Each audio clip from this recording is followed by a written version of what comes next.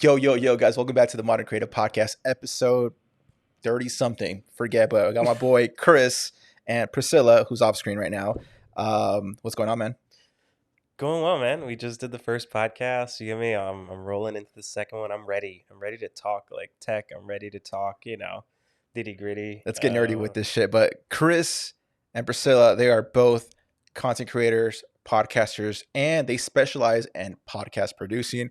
We're clearly at a live studio as we speak right now. So we have Priscilla literally in the back right there. She's actually like flipping angles and whatnot. This is so intricate to me, and it's so like out of my scope of work because I'm just used to doing everything. Like as I was telling you earlier, I'm so used to doing everything super manual. Mm-hmm.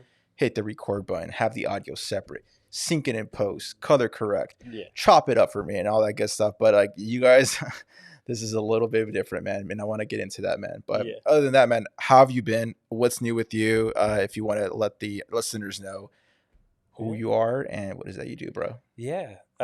Things have been going well. Got a child on the way, so we just had like a baby shower this weekend. Big congrats. Throughout the whole like hurricane thing, we survived the hurricane. It wasn't as bad. Bro, I was at the beach yesterday, man. It looks so nice. Like usually at a storm, like where I live in Oceanside, like the strand gets destroyed, like all the sand goes to the road. Yeah. It was like perfect. It's like there was like no hurricane. It wasn't an East Coast hurricane. It was definitely dude. A lot of my friends were like freaking out and like getting some stuff. Like I remember one of my homies.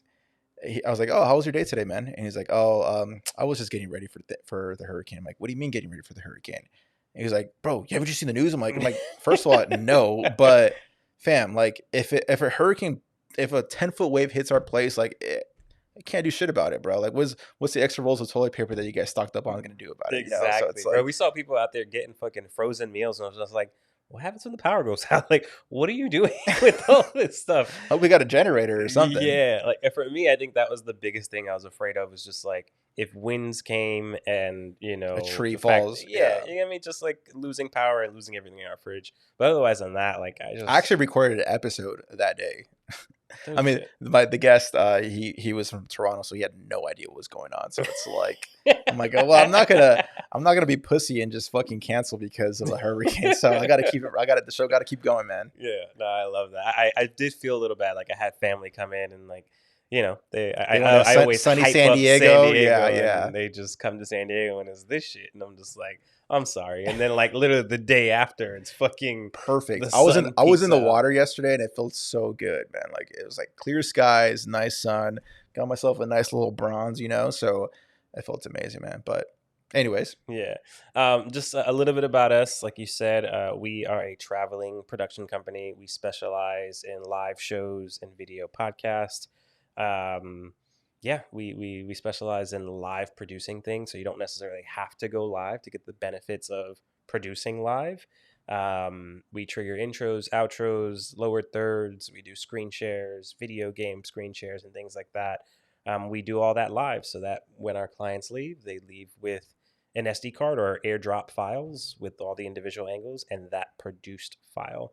And our belief is like, all the editing that you need to do to get your episode out there is like taking things out. Like, oops, I didn't want to say that, so let's take that out. Right. But yeah, we're big believers in like not editing, doing the pre-production, and just like getting the benefits, because it's a micro content game now. Like, you get me? Like, it's all about building the funnel, and it's like, how can we get our clients to that step as fast as we can? You know what I mean? Like, as fast as possible. Facts. A little off topic, but I know you guys do podcast live productions, but do you do any live productions outside the podcast? Like, for example, like if someone were to, I've had this question asked me, like, do you do live wedding streaming? I'm like, can I do it? Sure, but do I want to invest in the gear? Fuck no. And do I know any people? I actually don't. So yeah. So we do live productions for like live events. We're actually getting into I want to get into live music. Hopefully we're going to be at some point turning Soul Sunday. If you've ever heard of Soul Sunday. I have not. Soul Sunday is like a live concert every last Sunday of the month. A band sits in the middle. They invite two artists to come on and they just sing like R&B and like things of that genre. But our goal is to kind of help them take that live. And yeah, like we definitely have the ability to do those things. I know it's definitely like a niche, and like I don't know, it's definitely like a slippery slope. Like once you do one wedding, and then the next wedding comes, the next wedding comes, and Well, not next necessarily wedding. weddings, like even events as well, like corporate events and stuff like that. Yeah, Like there's someone speaking and whatnot. It's yeah, like you could cover all that. yeah. So we've done All it. right, We've we need to talk off mic. I got some ideas running, and now that I know, yeah, it's good to know, man. This is the beauty about podcasts, man. It's like good conversations to get to know a little bit about you and your business, and maybe we can do some business together. hell That's yeah. what's sick, I man. would love that with your work ethic. Like I can, I'm down. Let's Awesome, point me in a direction. awesome. But like we've done, just to give you an example, like we did a parade last year for Ocean Beach Town Council. We weren't in charge of the audio. I would never ever do a project like this again without me not being in charge of the audio. I was promised that I would get like an audio feed clean, and they were going to put the audio out to the crowd, but we would get something cleaner that's like a couple decibels down so that we can mix it into the live. Didn't happen like that. We winded up Couldn't put getting an the X log to a same. speaker or anything like that. We winded up getting the audio that was coming from the thing, and like I had to like rework it in post, and they winded up sounding like they were huffing helium. But from a visual standpoint, we fucking delivered. Like we essentially gave them their own Macy's Day Parade. We had like a front stage That's a spot flex. where like, they came in. We had our boy Zeke, Yeah, Zeke, he yeah. was on your last show. He was there with a live camera angle with the 70 to 200, just like punching in on things and like following, as they were Jeez. narrating and talking about the floats, like he was zooming in on the floats and zooming in on the people. um we even had like we had access to some Mevo cameras. Have you ever used a Mevo camera? No idea what that So is. they're I think they're a company owned by LG now, or Logitech, not LG, Logitech. They're basically wireless network cameras. So they had these cameras like up on top of the hotel. So it was an Ocean Beach hotel looking at the tree. I don't know if you've ever seen the tree in Ocean Beach. Like they have like a big Charlie Brown tree that's always like leaning over, Mm-hmm. and they light it up for Christmas. But yeah, we had those cameras, and we were able to get like top down views of the tree and like of the block.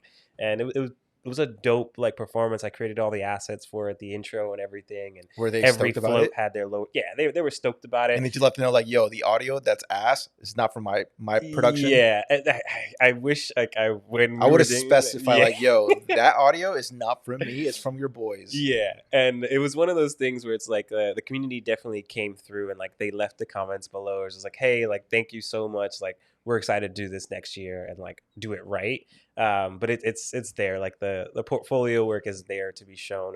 We've also done like other live things. Like I think we did a live like donor event for Voice of San Diego. That one I actually fucked up at one point.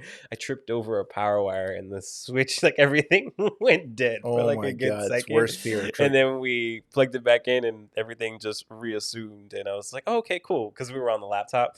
But yeah. You gotta love when you like mess up during a actual production, and then you just learn those beautiful lessons that you're never gonna do again. So now you know, gaff tape those damn cords or wires or Oh, whatever. shit. Hmm. But let's take it a couple chapters back, man. Tell me about how you got into the creative space. Were you always a creator from the jump as a kid, or did it kind of just happen like a few years ago? Yeah. Let's talk about that. So I was definitely always creative. I come from a creative family. My mom, she was always doing like events for like friends and printing out like invitations for things and doing custom die cuts of things. And my dad was a drawer, so he used to draw all the time. And he went to LaGuardia High School, if you know, in New York City. It's I've like a heard of that. famous school for Hmm. drawing. We have to like go through. So my dad was like a still life drawer. He dropped out of high school, but that was like the inspiration for me to get into the creative space. I definitely, as a kid growing up in New York, like I had the ability to try different things and like see what I wanted. It just so happened that graphic design and like that was like the space that I like landed on and really liked. And I think it low key started when I was What year is this? damn, this is Ballpark. like 2009, Okay. 2010, like end of high school type of deal. And Um, graphic designers were like rare, at least for yeah, like easy I access. didn't know that I could like turn this into like a career. Like I just saw that like, hey, like this is people are doing this, and like I can make these visuals. And like I remember like doing other projects, like I did our senior sweatshirt. And like I was just taking clip art, and like I made it a point to like put a piece of clip art in there that represented like different cliques in the school. Like I want everyone to feel involved in things like that. And I love just like, I don't know, there was something to that. I was going to get ready to tell you that I started low key learning to design in Forza Motorsport 2. You ever play Forza Motorsport? It's a racing game on it's like Xbox's Gran Turismo Okay, so I do know equivalent. Gran Turismo because it Yeah. came with a PlayStation. Yeah. So, but they used to have like an editor in there where you could customize cars and like paint cars. But they also had I forget what the name is for like the idea of like adding shapes on top of each other and like Mm-hmm. merging them or subtracting. Like there's a term for that, Mm-hmm. but they had that within their design tool. So like it was more than just like playing with the clip art and like making your car cool with this fireball. And I remember just like taking this upon myself and like combining shapes to create what I wanted to create. And I started creating like I This was a is big all football within the fan. video game. Yeah. That's pretty intricate. I used to create like football themed cars. And like I remember playing that game, I was never racing. I was always Just designing cars, and you could like go online and like sell your cars to people, and that's how I would make all my credits in the game so that I could afford the next thing and afford the next thing. So yeah, that's kind wow. of low key like where it all started. Like I was making New York Jet. I'm a Jets fan, sadly. Like even though Sadly, you got this A year it's Rod, baby. not Come sadly. on now. You watching the Hard Knocks? I've been trying to find clips of it on It's been YouTube because pretty I don't good. have access to It's HBO. pretty But good. It's what I've worth it. seen, they're humanizing everybody, and I like it. They are like definitely writing fucking Rogers right now, but it's like that dude is just a goat. Yeah, He's so and good. the way he acts, bro, I just love the Very leadership that he's cocky. bringing. Yeah, Comes in very cocky. I see why people don't like him, but I mean his game speaks for itself. But we don't want to get yeah, that far off topic. But yeah. so you're creating all these football themed cars. Yeah, and I was just selling those and like low key, like I think that was where I like really started to design. But yeah, I winded up uh, getting into a college that low key had a really good design program. They also were just giving me the most financial aid, so I was like, "Fuck it, like let's go there." Run it. And I was like, I tell everyone like I learned the core concepts of just like design thinking there, and just like learning the tools and understanding what you're capable of doing. Because like a lot of people try to jump into things and like create things, and like it's cool to create and like, but it's also cool and important for you to learn the tool, learn key commands. Because like it's like if you don't know how to hold a pencil, how can I expect you to draw? You get me? Like you put it on its side to shade, you like drill down to get it really dark, or like how to get a thin line. Like that's what key commands are for software. Yeah. So like a lot of our schooling, like first year, was just like learning the tools. Yeah. And I think I had another clip earlier where I was like, we had this project called the Car Watcher Bottle Project, where it was literally just zooming in, clicking a shape, ink fill that shape, and then do the next thing, do the next thing. And then when you zoom out, you recreated that car watcher bottle that you were doing it. And like Is this like on Photoshop or this was on Photoshop at the okay? time, yeah. And we were just supposed to learn our key commands. You get me? Like, Yeah. how do you make the stroke bigger so that you're not losing that time digging into a menu Yeah. and like, Learning all the hotkeys, the ins and outs of the program with it, rather than just like working on a specific project and trying to figure it out from there. yeah, exactly. Yeah. And our professor also taught us like the idea of like coming up with a concept and like, what I call, copying and stealing, and just like being inspired by something and taking it that extra level and being able to like how to story tell, how to say that in a room. Like he wasn't big on like teaching us like, and when you take on a design project, you have to do research and you have to do that, because he knew that wherever we went to go work, we were going to follow their systems and how they did things. But if we understood the core concepts of design thinking and how to come up with a good idea and how to communicate that idea and how to also get along with others, Mm-hmm. you're set. In layman's terms, can you explain what design thinking is?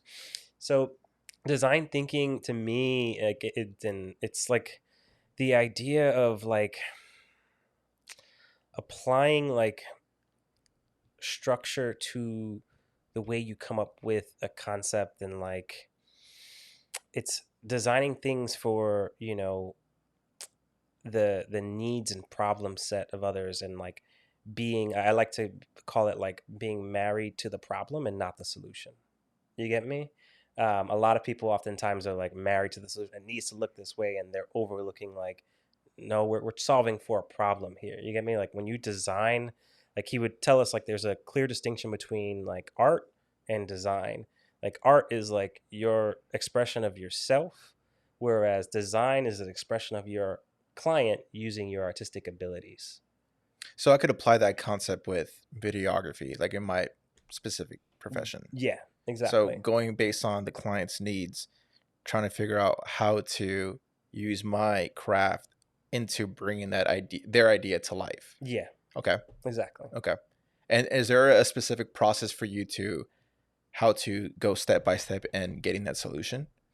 Um, Or is it like asking them a million questions like a potential client like at the time when you were yeah, doing that? there's definitely like questions and things to ask. I think like for me, like some of the things that I like to do are like I like to like when it comes to coming up with like the visuals and you have all the information you need in terms of like what are their inspirations, what are the problems they're trying to solve for, what are their business goals. You get me? Like what are their goals for this content? A lot of people sometimes they just want to, I just want to do this, but why do you want to do this?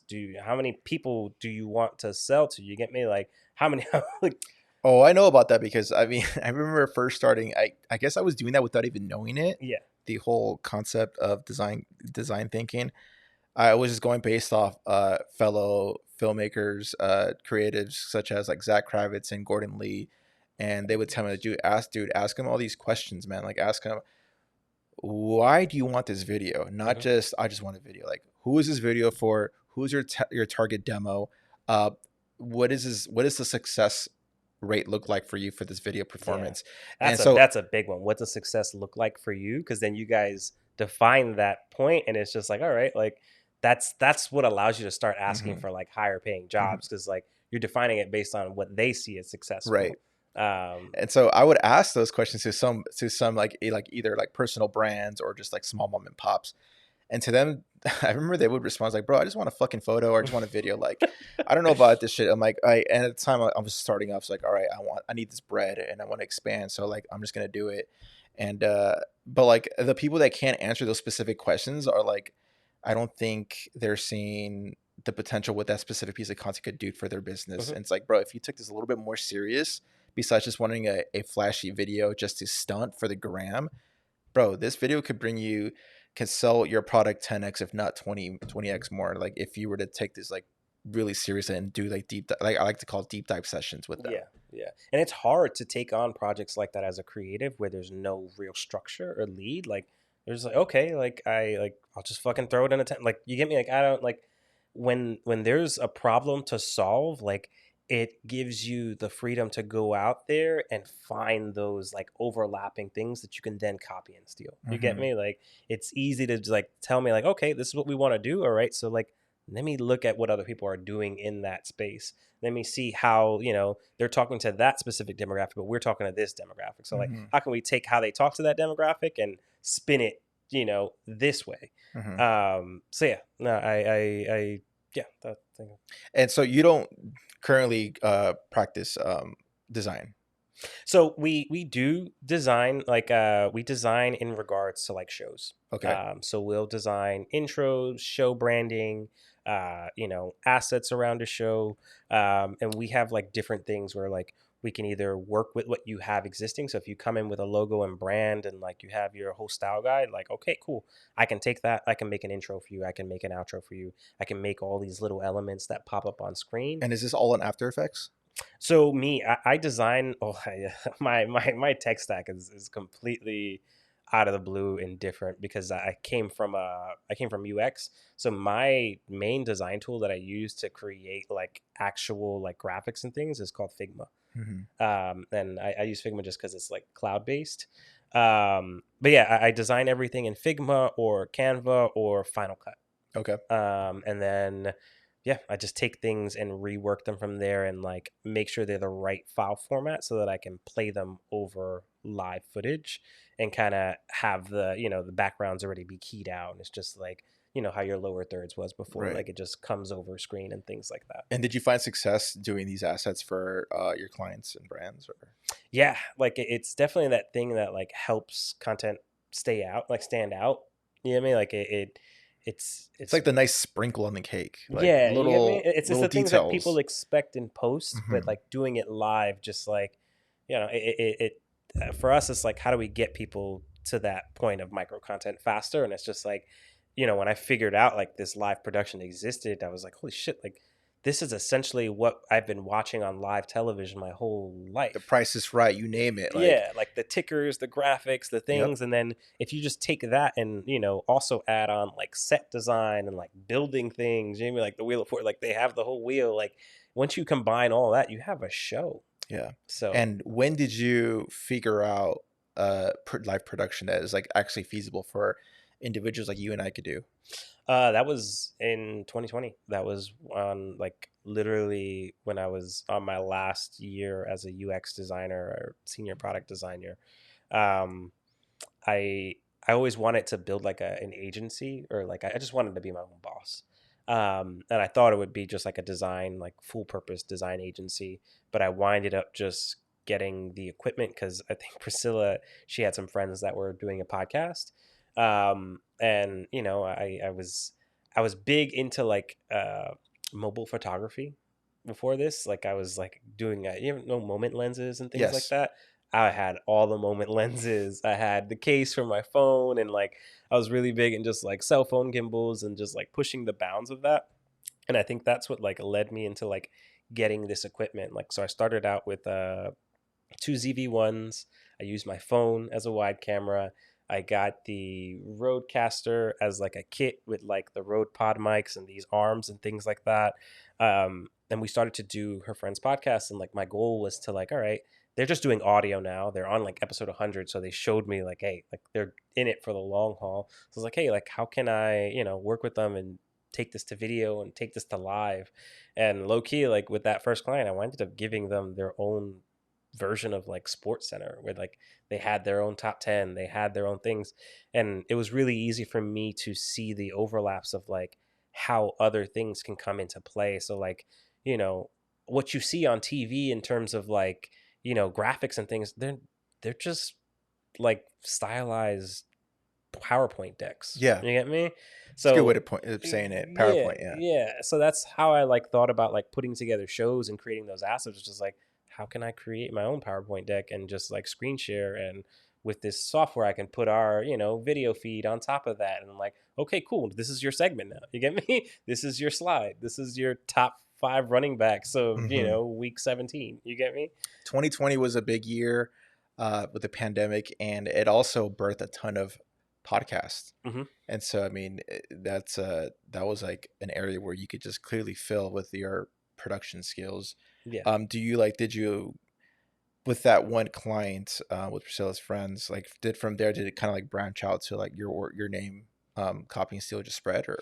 Yeah, so it was word of mouth thing. Us, collabing with other podcasters and just realizing that like, hey, I can do this. I did, I had some money saved up from my past life as a UX designer, and like, I made a pretty nice living over there, and like still pains my heart to know what my paychecks used to look like. But I'm on the journey. You get me? I'm on the upward trajectory trend.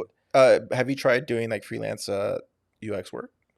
I have, but it's a slippery slope. It's one of those things where it requires a lot of you to get like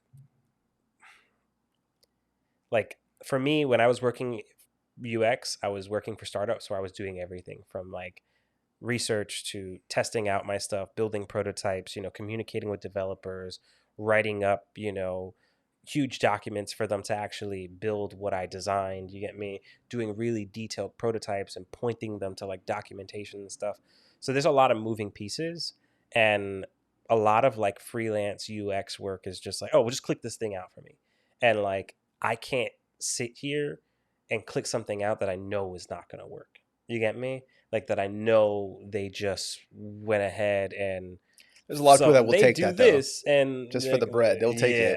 yeah. And I just know it's a slippery slope in terms of like my energy. Like I can't take on a project like that and not hop on a phone call with someone and be like, all right, like we need to ask better questions to these researchers, like where people are doing, product research interviews and asking leading questions like, how good is this app? Like, how easy was it to find that button? Like, that's not how you ask a question like that. You get me? Right. You have to give someone a task and let them do it as if you weren't there. So it sounds like it takes like a strong mental toll to tackle a specific project. It's not just a project that you could do. For example, like video, I could knock shit down in like 3 to 4 business days. Where in your case, it actually takes weeks, possibly months, Hmm. if not a year, to finalize a specific design for that specific brand. Yeah, because you want to make sure that the developers aren't building anything that isn't gonna work. You want to make sure that like by the time it gets to the developers, it's already been proven.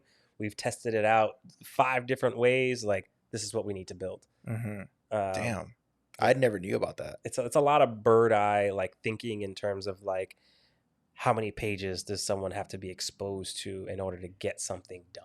Uh huh. You get me? And like how do you simplify things and like people think in threes. You get me? Like how do you like simplify doing your taxes in 3 steps? And like I think apps like TurboTax and things like they're very like they're always constantly improving and allowing people to like, oh yeah, I can just fill in my information from last year. Why am I here manually doing that? Right. Whereas other people take on those problems like, oh yeah, cool, like we'll just make all the fields very easy to fill out. And it's just like you should be thinking about how do you totally bystep this. You get me? Right. Right. So Um, with that background, I mean, the live production's got to be pretty damn cake for you as far as like mental space and toll to like be able yeah, to execute this. yeah. Like I think that's what I loved about like transitioning into this is just like I'm able to use that bird eye thinking from a pre-production standpoint, and then I get the joy of like understanding that like, hey, when this is done, like we're shaking hands, you get your files, we're done.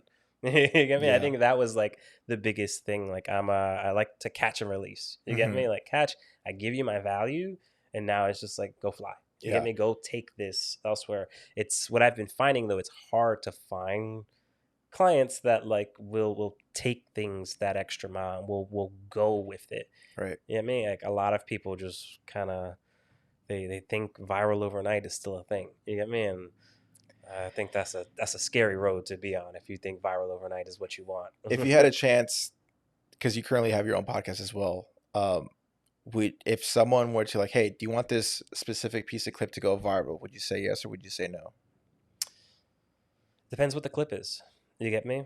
Um, like you can say yes, and I would only say yes if I had like the body of work behind me, and like this clip represented me and the body of work. But if the clip was just like Two, three something, pieces in. yeah, you get me? Like if the clip is just like I don't know. Like I feel like I'd rather take the slow rise because now if that clip goes viral, now I may be held up to that standard of just like whatever I did in that clip is what I always have to do now. You get And me? how do you translate that to clients? Because clients want shit done right now and fast, Yeah, it's and they want to it's see an ROI. yeah, I know.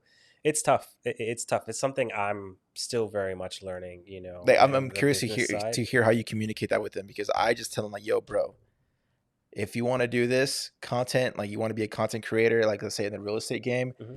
it's gonna be a slow burn. Yeah. Like, do not expect to go viral anytime soon. It's very rare when it happens. Like when Yeah. it happened to me, I mean, I've been producing content for 7, 8 years at this point, and then when the podcast clip went off, I mean, that was 7, 8 years of work I did in the past, of specifically creating content. Yeah. So like I always tell them like, yo, it's not gonna happen. Like, and if it does, that's sick though. But we need to consistently work on this every single month, Yeah. whether it's 2 to 3 pieces of content. I mean, to me, that's not even enough at this point Yeah. because at the fast pace that we're going to. But I'm just curious to see like how do you translate that to them and how do they take that? Yeah, like I like to tell my clients like treat every episode like a drop in a bucket, treat it like networking, treat it like, we are building a tribe, not, just trying to get followers over here. And it's hard like cuz a lot of people see the success as like the numbers and those things. Um I don't think I think it's definitely a message that I'm continuing to fine tune and like should I may take some things that you said here and like fine tune my message going forward.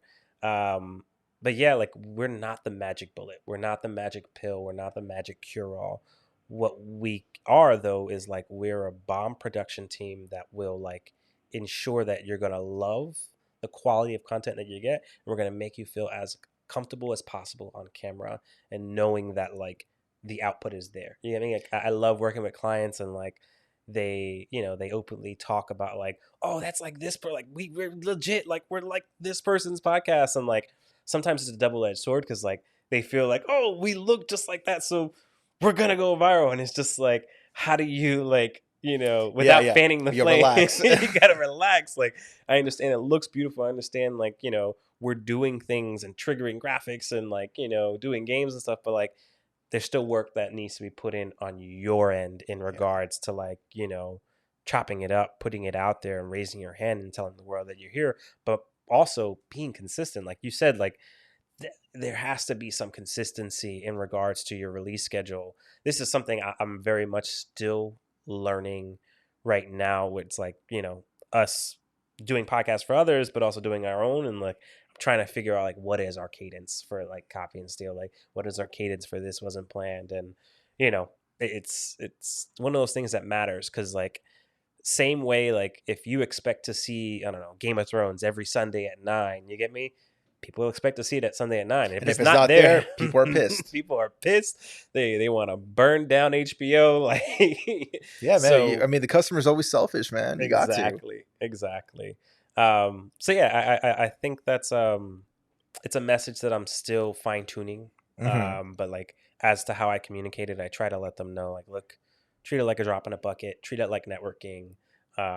We, you know, let's try to push a business goal so that even if they're, you know, it doesn't matter that it didn't Yeah, go viral, like you're still pushing something out there and it's evergreen. It's gonna last out there. It's gonna be on there forever. And as long as we are selling the right thing, or whether you're, you know, selling a course or you're selling your specific knowledge in a certain like space, you get me, or you're a brick and mortar, you get me, and you got a service that you're actually offering, like how do we create content around that, and how do we humanize you around the thing that you do for a living, yeah, so that it kind of allows people to, you know, break that fourth wall when they see your content and be like, you're the first person they think of when they think of your service offering or right. your expertise. No, 100%. I like how you said, like, let's humanize you, because it's something I like to tell my clients as well. Like, when we put you in front of the cameras, like, we got to make you into a human being. You're not just a real estate agent. You're not just a doctor. You're not just this and that. Like, we need to make you relatable to the common folk, Hmm. the, your audience, the listeners and whatnot. And going back to what you're saying, like, the consistency is so vital, especially in today's, like, algorithms and whatnot. Like you will get rewarded by posting X amount of content per week. Like shit. Like not to go back to me, but like with this podcast, like I till today, I'm still posting almost every single day. And if I don't post, it's probably like on a Sunday or a Saturday. Yeah. But for the most part, it's every fucking day. I wake up in the morning, and that's like this. Let me just show you like how I run my ship. It's like it's not pretty and it's not very organized. It's not like super structured. I woke up this morning. I'm like, I got a podcast at 10 in the morning. I set my alarm at 6:30. I woke up, got my coffee, made a micro clip for today's podcast because knew I was going to be gone for the rest of the day. Posted it today, and then tomorrow I'm going to create the rest of the week's micro clip. So it's like I'm not posting, I'm not creating weeks ahead as far as like making those micro clips. Yeah. And again, it's all about the compound effect, man. I really believe like I have so much momentum, like I can't just stop right now, and I got to keep going and going and going. Sure, you could get away with a day here and there. No one's Yeah. probably gonna notice, but to me, like the reputation is everything, and I got to keep that standard as high as I can. Yeah. I already set the standard for myself Yeah. and for my audience, my core audience, and I want to keep it that way. Yeah.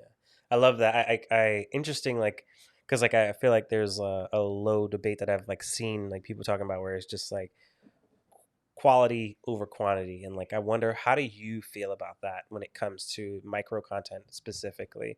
Because like I don't know, like I it's hard for me to create the micro content and like look through everything, and like I definitely I for me I want to get better at like as soon as the episode's done, like just watch the footage back, and like it's fresh on mine, so like you'll know the moments that you want that are clippable. You get me? So you're referring specifically for the podcast, for just Yeah, podcast micros? for micro content in general. I think like what's your feeling on that? Like, is it quantity over quality? Because like Well, it depends on this on the specific piece of content. Like for example, podcast, that's more of a, I guess, both quality and quantity, because I just need 5 to 6 pieces of bites for the podcast to help push it to Yeah. either the Apple, Spotify, or YouTube as well. So I just, going back to like how I do it, shoot it, edit it. And of course, like I said, I edit everything very manual. Yeah. So as I'm scrubbing through the timeline, as I'm listening to it, I just make sure just hit the M button on Premiere, just the marker. This is a good bite right here. Yeah. Listening to it, marker, it's a bite right there. So by the time I render the entire thing out, I have about 10 to 15 markers on my timeline. And then from there, I just click on the marker, takes me to that specific bite. And then from there, I curate that specific micro piece of content. Yeah. But I mean, if you are for example, like on my personal page, for the most part, I put like scenic stuff like drone, San Yeah. Diego, all that good stuff, travels and whatnot. That's very fluff. Doesn't really have a lot of maybe quality. It's just more just like I just do it for myself. I like it, and I'm not trying to push anything on my personal page.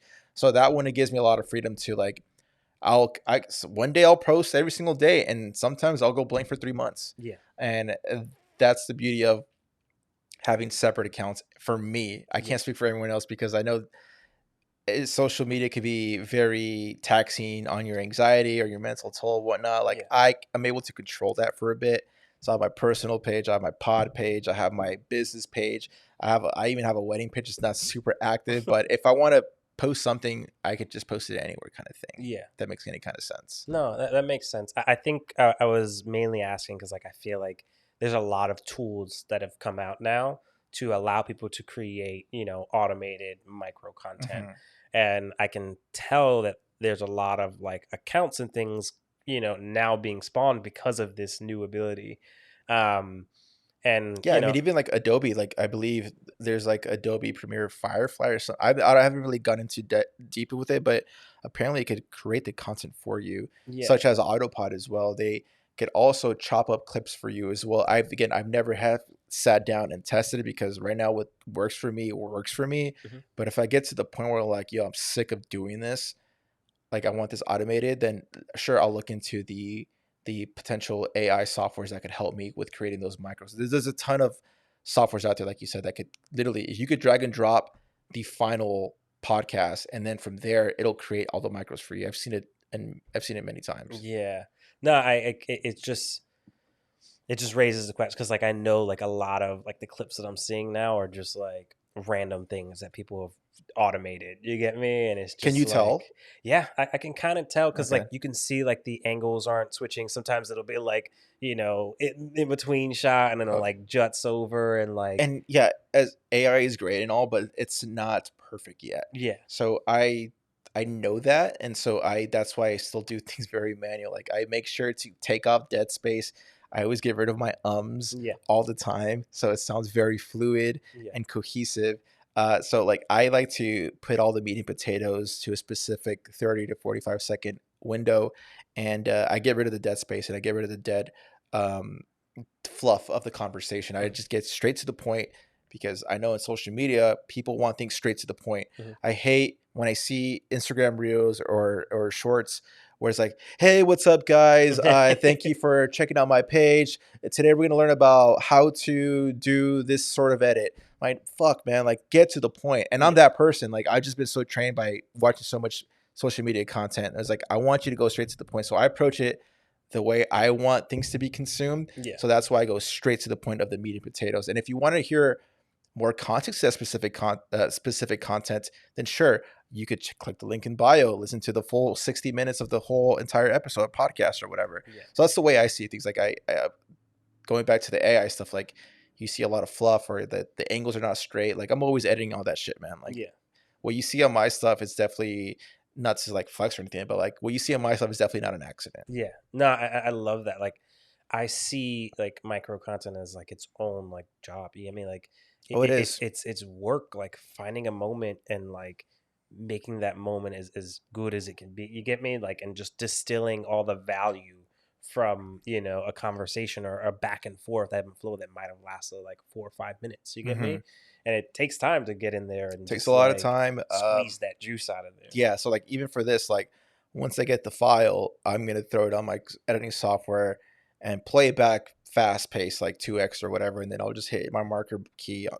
And if I see or hear something interesting, I'll have reference instead of actually going through the entire thing and whatnot. Dope. And then from there, I'll just create a new sequence for reels, and then I'll throw like 6 to 7 chunks of the podcast thrown into that sequence, and then from there, I resize it and all that, make the text and all that good stuff. And it's a Shit. process, but I'm right now currently enjoying it. But I Yeah. mean, maybe eventually I'll get over it and I'll have someone either hire someone out or have some sort of software to do this shit for me. Yeah. No, that's dope. I love that. Like I love the attention to detail. I love that like you're going in there and you're just not like like for me, I was using the AI tools and like first started using them and I felt like the first time I used it, like the clips I got from it were great, but as I've been using it more, and I guess it's just because I'm using free trials, but like maybe I'm getting the shit end of the stick in terms of like what they're giving me access to. But I feel like now it's more of just like a starting point to like, okay, this AI tool is right. Like I should focus on this area of the podcast, but this isn't. You get me? Mm-hmm. Like there's still more value that was given here. So Mm-hmm. I'll just use it as like a jumping off point to like, all right, I need to start here. I need to at least get that hook. But there was more that was said in between Yeah. there. And as far as like trying to generate eyeballs into that specific piece of content, like I'm well aware of clickbaits, captions, the still frame, the first thing that they see.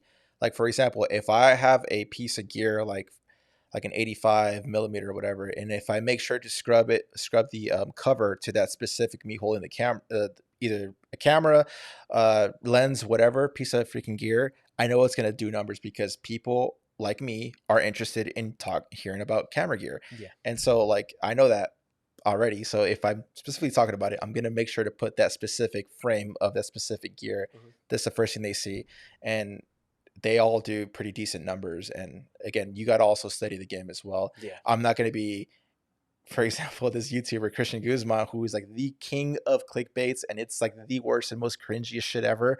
And he gets a lot of shit for it from his fans. I'm never going to be that person. But I do know clickbait is a thing and it works. Yeah. But call it me just being like standing 10 toes down or whatever. Like I'm not going to be that corny. Yeah. Like I don't want to be that cornball ever. Yeah. No, Got to keep it real for at least for me. yeah. And I don't want to knock anyone who does like the corny shit. Like I just don't knock it. Yeah, no, to teach their own. Like, I mean, if it fits the brand, then like go for it. But I just, I love your attention to detail. Like, that's definitely something I am trying to actively build the muscle on. Like, for me, it's like right now it's been like getting over myself and getting confident enough to put myself out there consistently. But now I feel like the new lessons I'm starting to learn is like, all right, now we have to just be consistent. I need to be giving it that extra like oomph of just like if I am talking about something, just drop a picture of it in there. Mm-hmm. You get me? Like there's definitely a picture of me holding a ZV-1 somewhere. You Yeah. get me? Yeah. And then going that extra mile of just like not leaving money on the table and like linking those things up. Right. You get me? Like get that affiliate revenue. Like show people the process and show people what how you're making this sausage. You get me? Yeah. And don't get me wrong, man. I mean, there's times where I do slip up like this. Yeah, like yesterday's the post that I posted. It had a typo that I didn't catch while I was editing. It said, I don't know how the transcription caption. I don't know what the specific word was, but it transcribed to AIDS. I'm like, whoa, like we definitely cannot put that there. And so I made sure to go back to the software and change that text manually. I'm like, all right, that's the right word. And so I do slip up here That's and there, hilarious. but like I mean, I've always been pretty good with attention to detail. Every time I watch a movie, like for example, Oppenheimer, I caught a couple of mistakes, like editing mistakes, as far as like audio goes and as Wow. far as like dialogue For goes. Like I haven't seen it yet, so amazing don't. film, I amazing want to see it. visuals, amazing everything.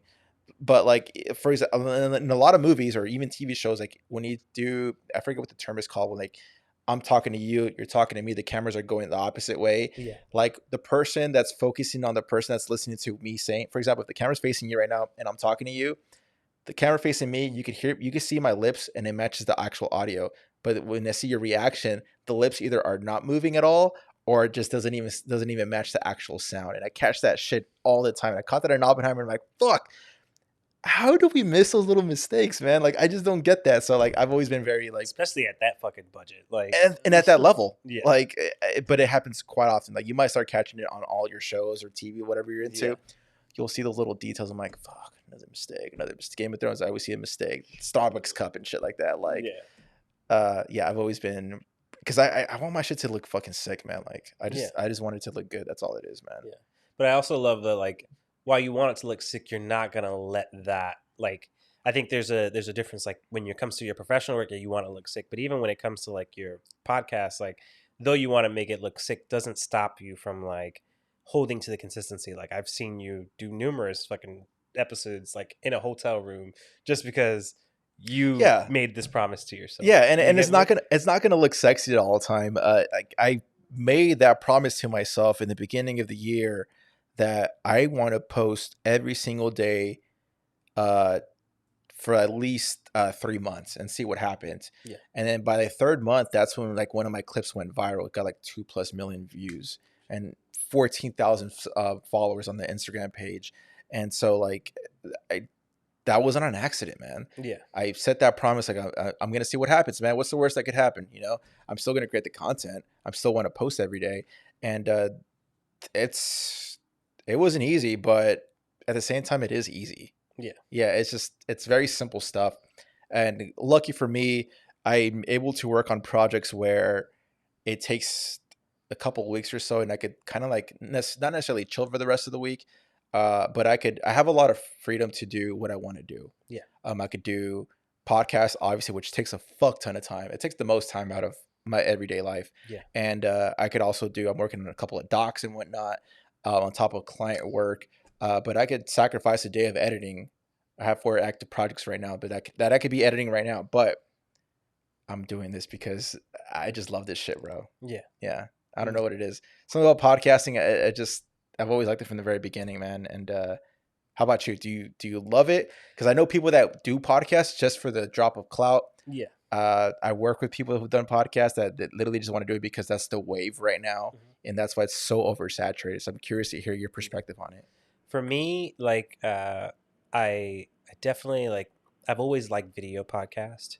I think during the pandemic was when I really like sat down with podcast in regards to like it was flagrant. Oh yeah, Flagrant was definitely the one that like I guess I was in my missing New York feels and like they're definitely in my old like New York dark humor.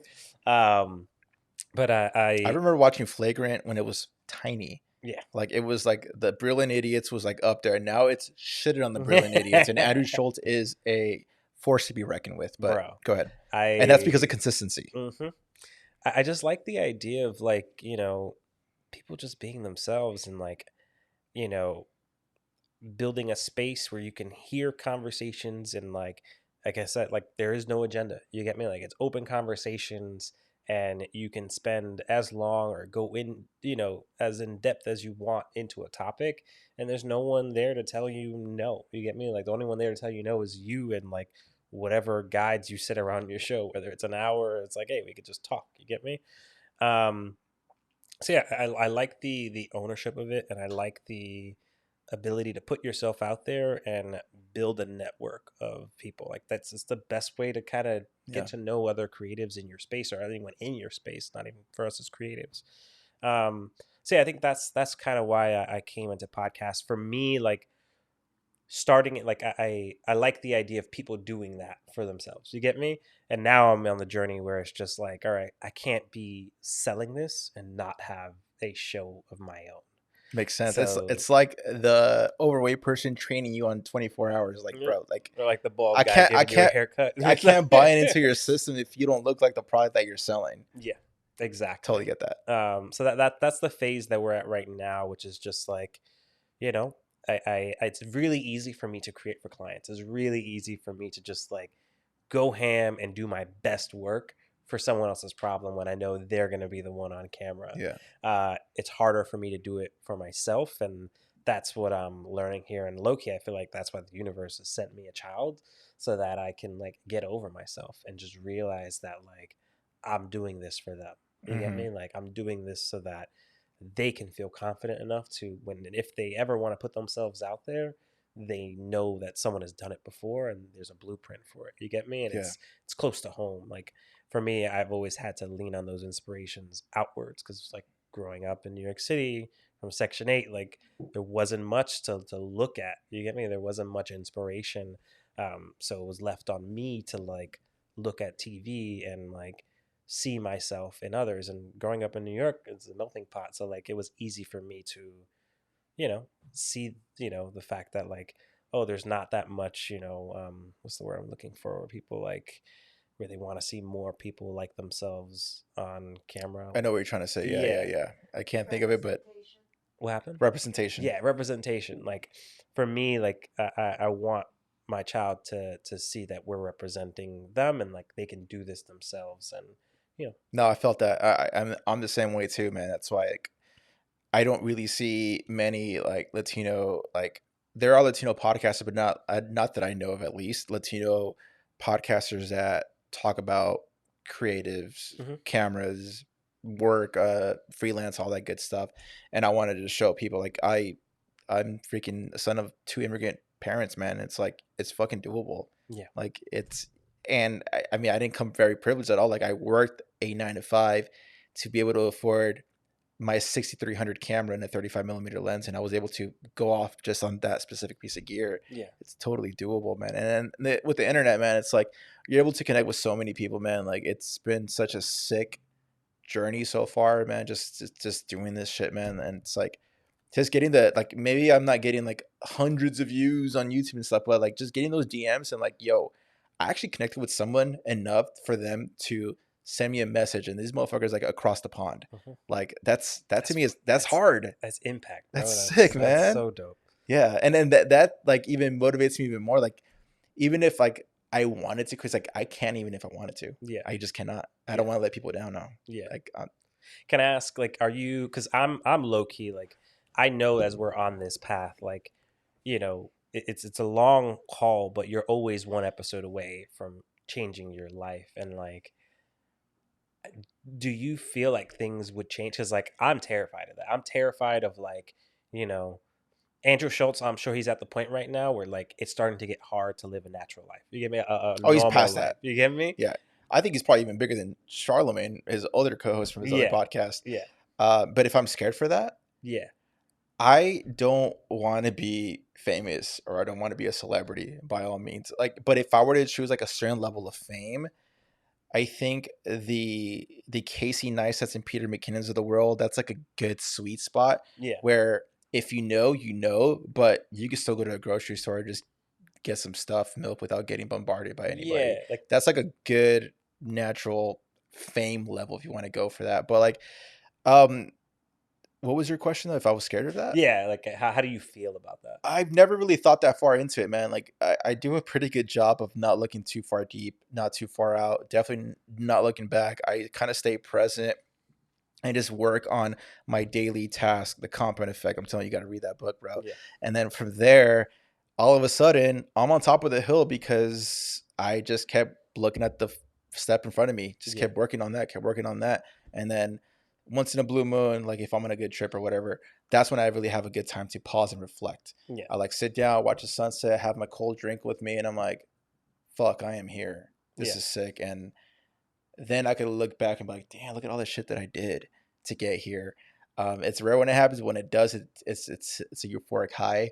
And no, again, I don't know. I'll only will know until I'm there. yeah. And again, I'm not striving for that. I'm not striving for numbers. I'm not striving to monetize anything.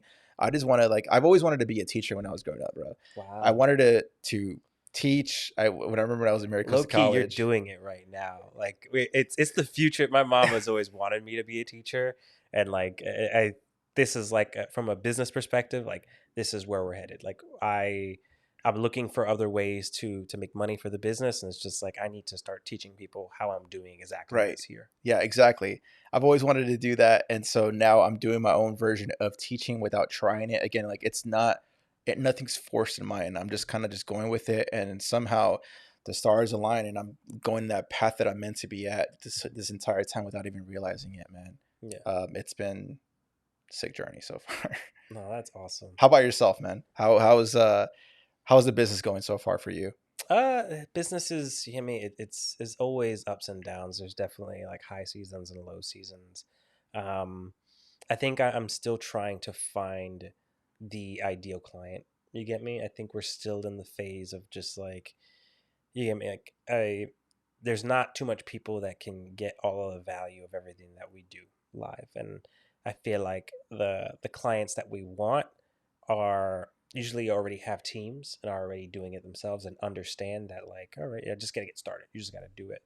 Um, and we're ideally looking for people who have audiences already. You get Mm-hmm. me? So it's like it's a little, it's hard to like find that person who like has an audience, who's creating every day Because but they're doesn't already have a team. You right, get me? right, Because if they're creating every day, most likely they have a team. right. So that's why we're going down this path of like, how can we consult for others? How can we, how can you hire me to train someone for you? You get me? Or build your in-home studio where you can come flip a switch and everything's already locked in place, and it's Yeah, just like, and the beauty of what you guys provide as well is that you don't have to be at your studio. You're mobile. You're mhm, you're able to go anywhere else. Shit, you go to their apartment if you wanted to exactly. make it so much easier for them, more convenient for them. Where it's like, I just need you to show up and be camera ready. Yeah, Have a good topic, have your guest, whatever. If you want to do solo, just get ready to rip it, and then we'll take care of the rest for you. Like to exactly. me, that's like an easy selling point. Hmm. Like very easy. But again, I mean, it's easier said than done. Yeah, I think, and I think I just need to get the confidence in just staying in that conversation and being able to have those conversations with those high ticket personalities. You Hmm. get me? With those people that can afford our service and can see the benefit in it. I feel like we've worked with a lot of people in, in our early days where it's people that are getting started.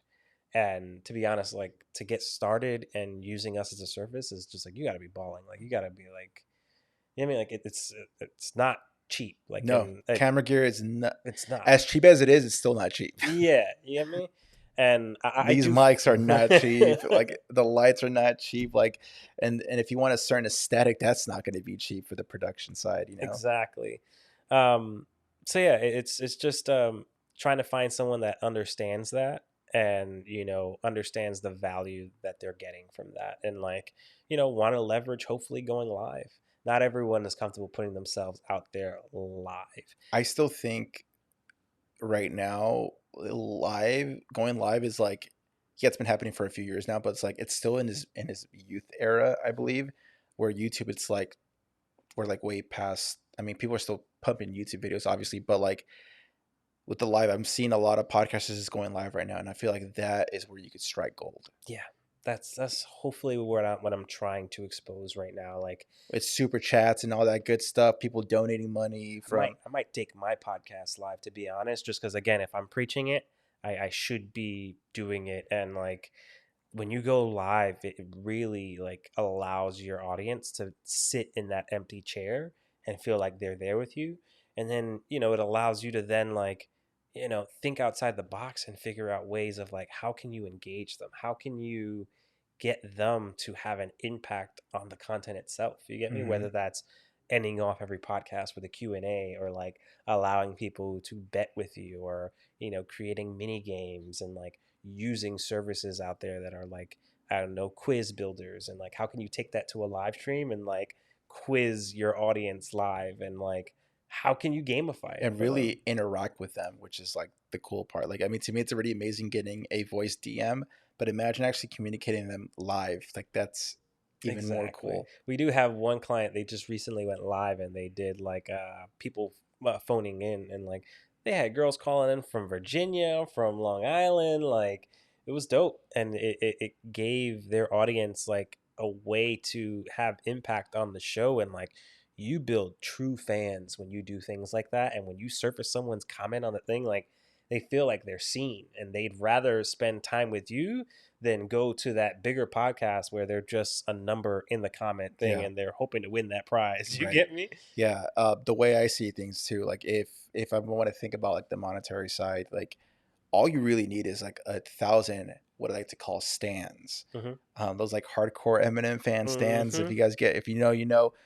All you need is 1,000 hardcore fans, and then you'll be straight as Yep. far as like if you wanted to monetize it. I'm not Yep. looking at it that way, but like I'm also very aware. I'm like I'm not gonna Yeah. oblivious about it, you know. Yeah. That's why, like, to me it's very important to like consistently go hard because I am feeding the beast.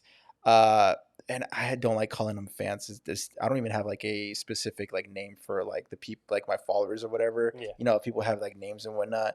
I just want like those like hardcore fans, man, to like show up every week and like, yo, I'm gonna be here for you guys. If you guys want to hit me up, I'm also available as well too. So yeah, man, the podcast space is very, it's definitely saturated because I mean during the pandemic, I mean they made it look super easy to do, Hmm. and but you could tell like who did it for the right reasons and who did it for the not the right reasons, I guess, or who Yeah. did it for just the clout. Yeah. They slowly disappeared. Even the biggest celebrities you could think of, Michelle Obama, she signed a crazy deal on Spotify. I think she gave you less than 10 episodes and disappeared. She took her bag and disappeared. And that's why Spotify is in the hole right now because That's they wild. were giving out deals like hotcakes, man, to all these celebrities because they wanted to use their name and leverage their name. And Amy Schumer, another podcaster, uh, took her bag, did a few episodes, disappeared. Wow. It's just That's wild. yeah, I know it is wild. That's why it's very important to connect with people like you that are super passionate about what they do. And you are like the second or third podcaster that I've actually like interviewed right now, and I could definitely tell that you're super, you respect the game and you also like love it at the same time. Yeah. Nah, I like the idea of like, like I think, like I said, when I was able to like see like how we're able to overlap with like what I was seeing on TV and like live production growing up, I was just like, fuck, like my eyes just opened and I was just like, everybody should be doing this. And like when you have those small fans, like, it leads you into a space where like you bring value to people, you know, in a way that matters to you, that's fulfilling to you. And it opens up those doors where it's like, I could see you like while I could see you also like doing like the regular, oh, we got our t-shirts, with Modern Creative, but I could see you also like getting into a space where this path spawns something for you, whether that's like a business idea where it's like, I don't know, key commands for just software that you use. You get me? And Mm-hmm. like, coming up with ways to bring value, but also get monetary value and have Right. these, have your expertise, make money for you. You get me? Right. And I think it was funny, like before you were saying like you find these things easy. Like oftentimes it's the things that you find easiest to do for yourself that is what you should be leaning into and what you should be trying to get more of. Like for me, it's hard. Like with the mental space, it's like I find this stuff very easy to do because I came from that UX perspective where everything was top down, but it was hard for me to equate like how I could charge so much for something that I felt was so easy. Because I YouTube University, all of this that you're seeing here, you know what I mean? So it's like breaking out of that headspace and understanding, like, no, like I haven't just been doing this for, going on 3 years now. I've been doing this all my life. And this is just all of that coming to fruition now. And the reason that I'm able to think this way and make these things easy is because I have a lifetime of work behind me. Yeah, that's why it blows my mind when I talk shop with other creatives and they have an hourly rate. It's like, first of all, why do you have an hourly rate? I'm so against an hourly rate Yeah. because I, like you said, I've been working on this since 2014, creating videos, and obviously I'm going to get better and sharper with time, and I'm going to learn how to use certain hotkeys, and I'm pretty much going to make a project that will take me 8 hours into 3 hours. I should not get penalized for making the work a lot more efficient at such a high standard still, if not Right. even more, because you're obviously going to improve on your standards with time, assuming so. So I shouldn't get punished for getting paid less because it took me 2 to 3 hours or whatever. Yeah. Like to me, it's like it's always project based. I need the scope of the job. Like from there, I'm able to gauge. All right, a project like this will take me a half day or a full day. So there, I could give them a half day or full day rate, and then the edit's going to be separate. If they want a sizzle reel, okay, a sizzle reel like this for an event is going to cost this much. But if you want a testimonial with audio and all that good stuff, is going to cost this much. And that's why when people approach me, which happens quite often, it's like, hey, what are your rates? First of all, you're not even introduced yourself. You didn't even say hi. You're talking about the red I'm all flags the about other manners day. and shit like that. And so when that happens, like, all right, red flag, red flag. Like sometimes I don't even entertain it. Once in a blue moon, I'll just like play just to sharpen my own skills as far as communicating with the client. Yeah. But for the most part, it doesn't really work out. But I like to educate them, like, yo, bro, like I need to know A, B, C, and D. If you want this video to succeed, I need to know why you need to do this, or what the success rate looks like for you, and all that good stuff. And if you can't provide those information for me, then shit, we're wasting each other's time. Just get a kid on Fiverr. Yeah, I agree with you. Value-based pricing is fucking one of those topics where like it's so hard. Like I wonder like how long did it take you to graduate into that from hourly to value-based pricing, and was there something that made it click for you?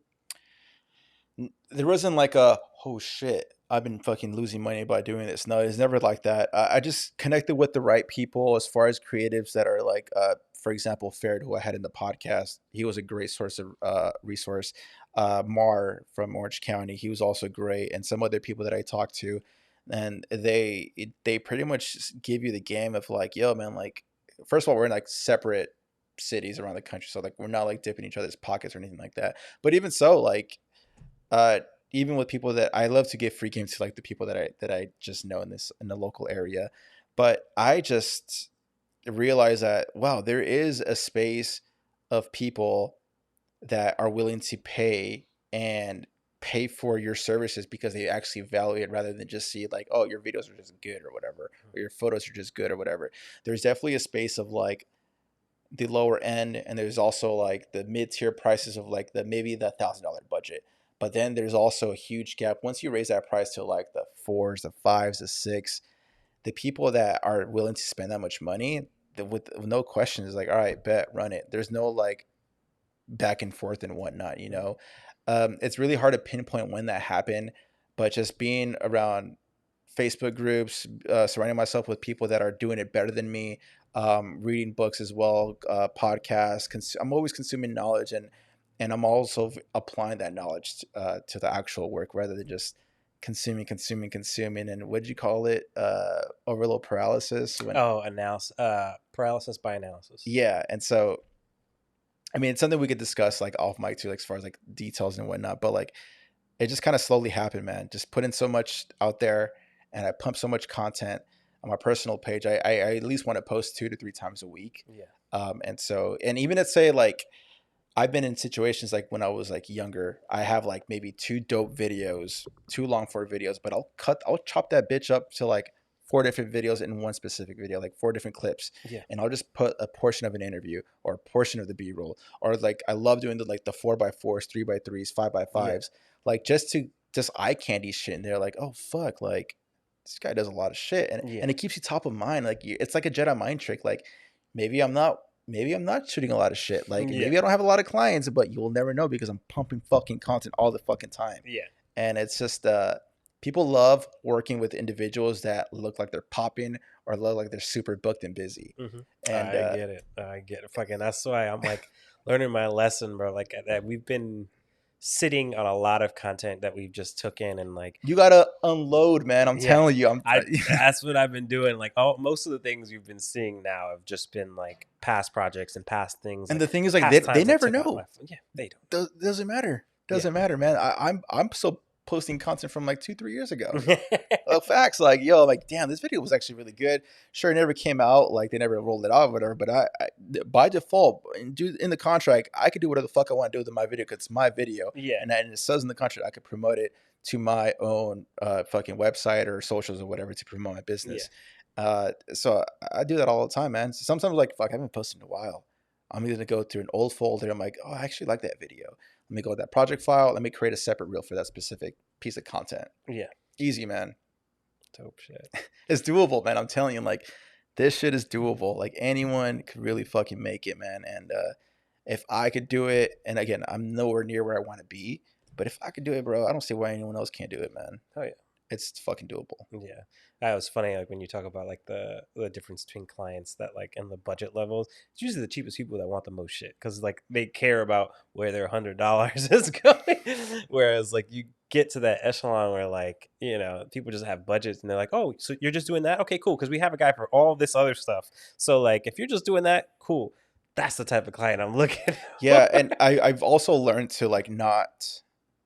I still work with individual people that have their own personal brand, but is a difference of getting, let's say, a $3,000 out of an individual rather than a corporation. Hmm. They have a budget for marketing and production and all that good stuff. Where that one individual, man, you're taking $3,000 from their pocket rather Hmm. than the people that are. It's not their money. It's literally the company's money that they're willing to invest in. So Yeah. I saw that too. I'm like, fuck, like why am I wasting my time with individual brands then? Like I could just go to a actual institution that actually has a budget Hmm. and just be like, yo, what's good? Let's fucking work kind of thing. Yeah. So that's kind of I Do you have to have like a different hat on when you talk to those people, oh or yeah, I never talk like this. okay?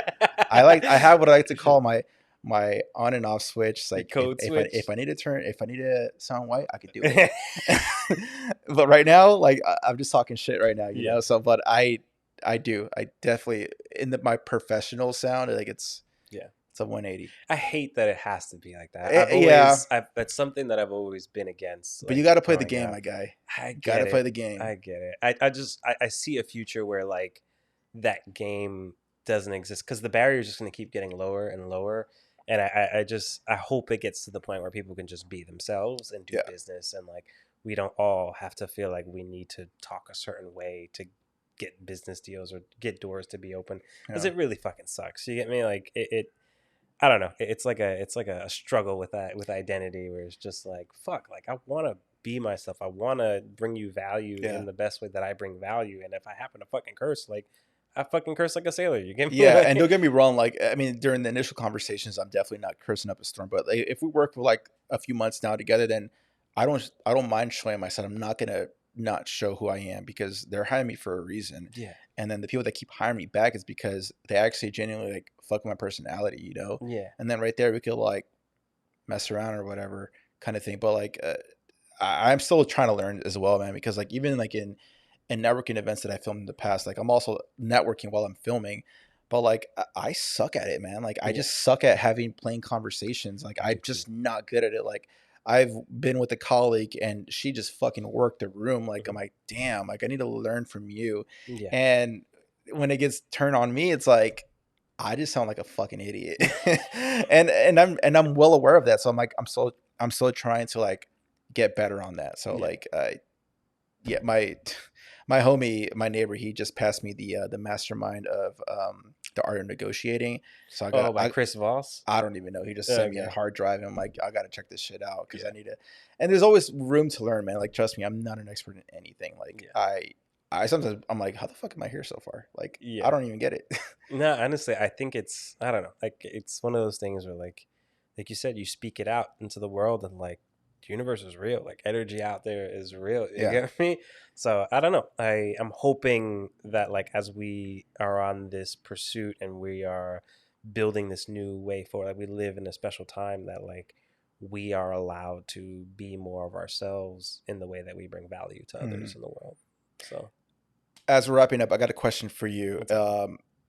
What are three things you see podcasters do that should not be doing, whether it's audio or camera or editing? Just what's up? Yeah, it's definitely the consistency thing.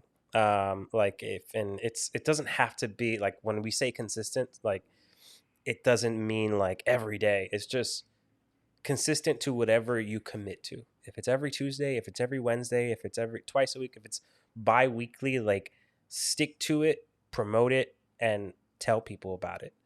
Another one that I see like as a big mistake is like, coming into things very loose and not really like having a goal. You get me? Like if your goal is to just like talk with people, like you have to derive a goal from that, which is like I want to build my network. I want, it can't just be people getting on camera being drunk and being themselves. 'Cause it just unless you're like drop dead funny, like it's not gonna work for you. You get me? And oftentimes you make yourself look like an asshole in front of camera.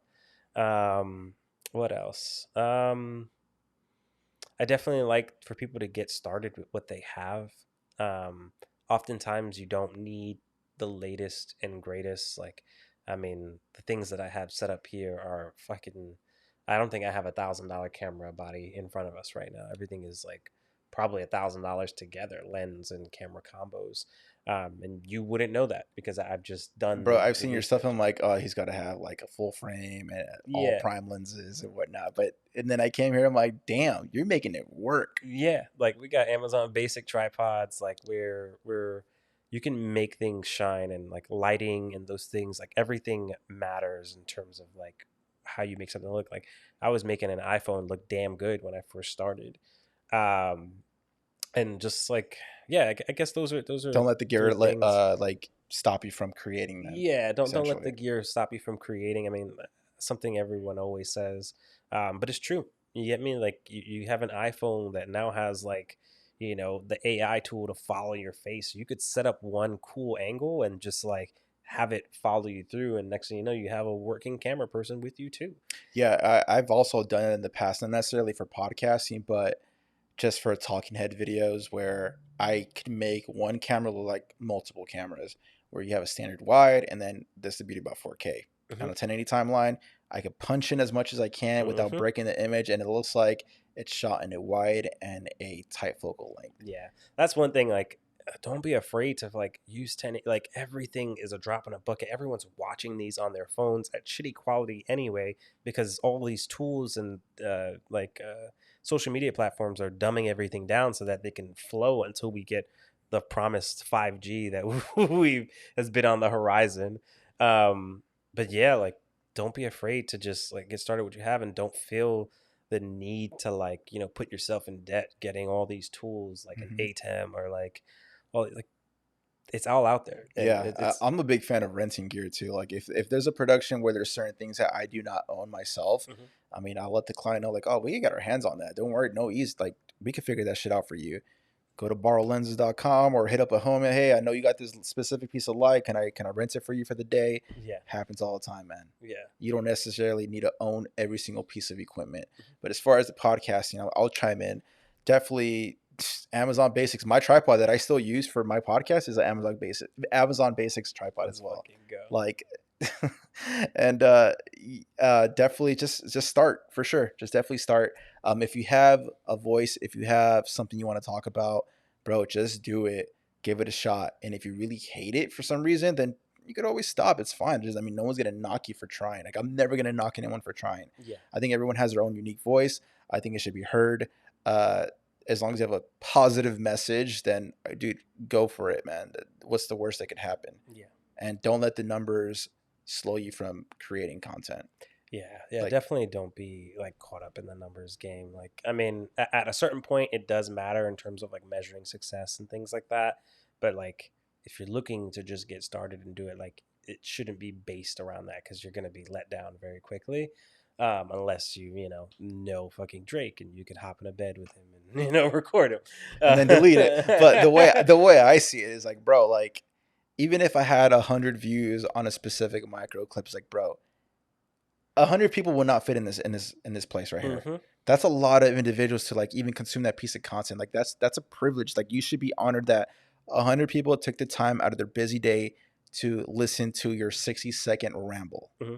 So that to me, it's like when I see my analytics, it's like, bro, damn. I mean, sure, in the grand scheme of things, they're not thousands, but it's like, holy shit, Yeah. that's a lot of And you listeners. do a good job of engaging with them too. Like you make those 100 people feel like they're the one. You I get me? try, man. I definitely try. Like I've been in the opposite end where I want to connect with someone and they don't respond to you or whatever. But it's like it's cool. Like the way I see it, I'm never gonna act like the victim. It's like, oh, they're clearly busy. Yeah. They have a life. I can't expect them to all like respond to every single comment. So I try to be the person. It's like I'm gonna at least respond to you, whether it's via DM or in the comment section. I have a bunch of people that hit me up for tips and whatnot, and I'm always trying to help out as much as I can because I was in your shoes before where I didn't know shit about shit, business, cameras, video, editing, and I had a million questions in my mind, but I didn't know who to approach. Hmm. But lucky for me, YouTube was always available to like give you those answers right there. Hmm. But yeah, man, that's all I got. Oh, shit. Well, Chris, it's been a great conversation, man, about podcasting in the space and the creative avenue. I feel like we're in a very special time in the content game. Whether you like it or not, yes, there's a lot of bad stuff out there as far as content goes, but there's also a lot of great stuff. That's the way I like to see I like to see things like the cup halfway full. Any plugins? Only plugs I have is if you're interested in starting a show, a live show, and you want to build a show around a business goal, please reach out to us at a live studio. It's bookalivestudio.com. You can see all of our work there. Have you Um, ever tapped in doing like virtual stuff? what do you mean by virtual stuff? Like if a potential client from, let's say, Seattle, Yeah. Oh, can you make that work? yeah. So we used to do virtual productions for a client over in Miami, and like we gave them like an equipment guide, and essentially they would just call in through like the software that we use, and we would switch for them remotely. Beautiful. Yeah. So it Like doesn't have to be SoCal based, guys. If you guys are interested in doing any of that too. Well, man, Chris, it's been an honor to finally meet you, likewise. and I'm a fan of your work, man. I encourage you to keep pumping content, man. Thank you, Just man. keep doing it, man. Thank you. I think you Thank got you for something. being the inspiration, man. Because honestly, seeing you do it this year, no lie, like every time I saw your face, I was just like, shit, I made a promise to myself and I need to just do it. And while it's not every day, you get me, like I'm walking the path, and honestly, I've seen nothing but good things come from the fact that we're constantly putting ourselves out there. You get me? We got a lot of warm leads, and like the goal is just to like, how can we, Yeah, keep doing this? So yeah, definitely. It's been an incredible journey, uh, just for me, just to pump out content. I mean, I remember being in. I knew I wanted to be in front of the camera, but I didn't know how. I knew I didn't want to be a typical YouTuber, hold yeah. the camera in public. Like to me, it's still kind of cringe for me personally. Hmm. I'm never gonna knock anyone that does it because it takes a certain balls to do that. Hmm. But like I knew I wanted to. I knew I had something to say, Yeah. and I feel like I'm finally fulfilling that in the last year or so, especially this year because I'm going so fucking ham. But Yeah. it's been fucking sick. So I encourage you to keep doing it, man. Thank you. Well, Chris, if you guys want to connect with Chris, the links will be in the description. His Instagram, his website, his actual podcast as well. I highly recommend you guys checking it out as well. And we will catch you guys on the next one. Peace. Bye, everybody.